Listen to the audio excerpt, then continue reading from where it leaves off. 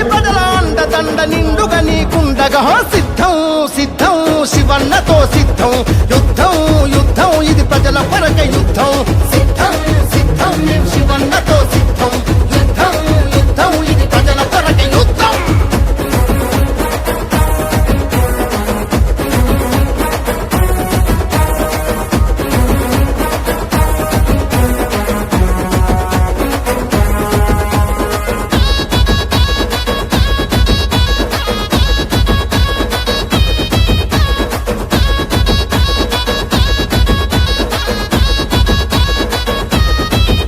ఏ కుట్రలతో మీరంతా ఒక్కటయ్యి వచ్చినా